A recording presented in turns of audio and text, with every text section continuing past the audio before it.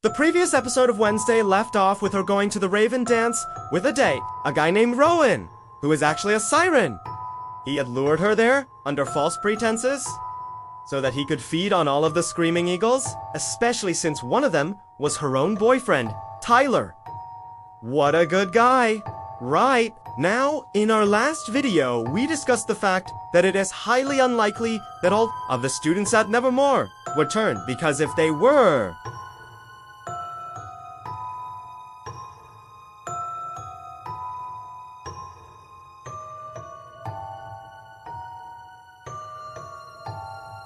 now, there are a lot of things to unpack here, but let's go ahead and start with the obvious. Why was Tyler trying to kill her? Well, for starters, werewolves are known for being very territorial and protective over their pack, even more so than your typical big bad wolf. So when Wednesday went to the Raven dance with another guy, this set Tyler off and made him want to get violent. But again, we have to remember that werewolves are also typically loyal to a fault. If you're a part of his pack, then he'll protect you with his life.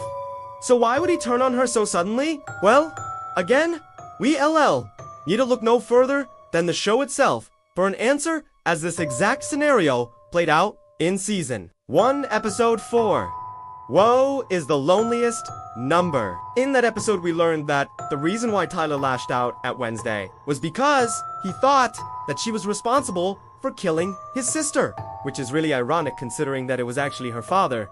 But she didn't know that. So if you think about it, Tyler S.'s reaction to her going to the dance with another guy is pretty tame compared to him wanting to kill her. This tells us that although he might be a werewolf, he's not like your typical werewolf. He's not feral, aggressive, and bloodthirsty all of the time. In fact, when he first appears in episode 2, woe be gone. He's actually one of the nicest guys to Wednesday, even though he's a jock and she's a weirdo. So if anything, this makes me think that Tyler is more of a good boy who was corrupted by the Hyde rather than a truly evil character. But then how does this explain him transforming in the middle of the school dance? Well, the most likely explanation is that the full moon triggered his transformation. After all, we don't see him become a werewolf during the day, so we can safely assume that it doesn't work that way. Otherwise, he wouldn't have been able to hide it from everyone for so long. We also cooey and rule out the possibility that his transformation is sped up or slowed down, depending on how strong his emotions are.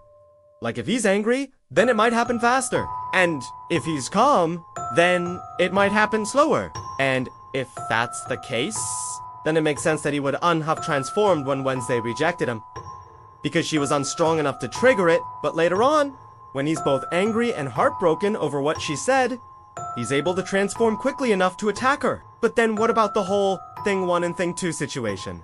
Like, how does that work? Well, my theory is that the thing is just Tyler's hide, nothing more, nothing less.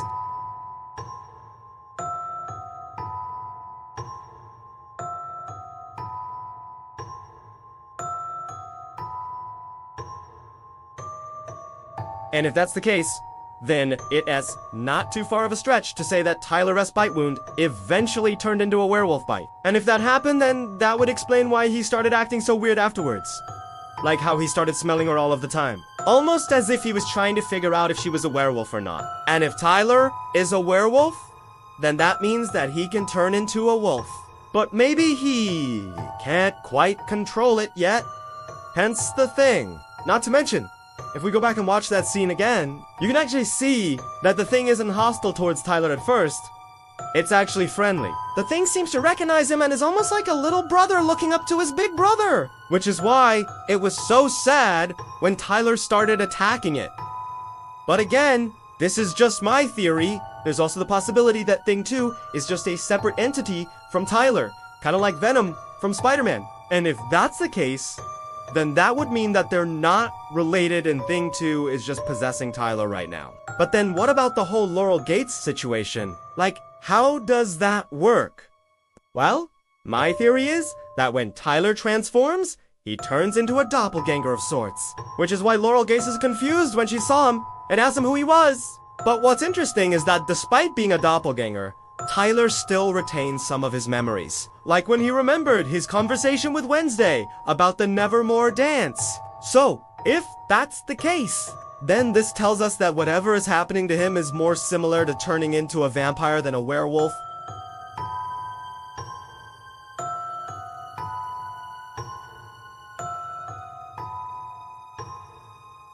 So originally, I assumed that they had bitten him so that he could join their ranks and hunt vampires alongside them. But what if it was the opposite? What if they had bitten him so that he could spy on Nevermore for them and bring them information about what's going on? And if that's the case, then it's easy to see why Tyler would become so corrupted and bitter over time. After all, we don't know what kind of people the vampire hunters are. They might not be the nicest people in the world. So, putting all of this together, we can come to the conclusion that Tyler is either a werewolf who has been corrupted by a vampire curse, or a human who has been possessed by a vampire. Either way, this explains why he's so angry and why he lashed out at Wednesday.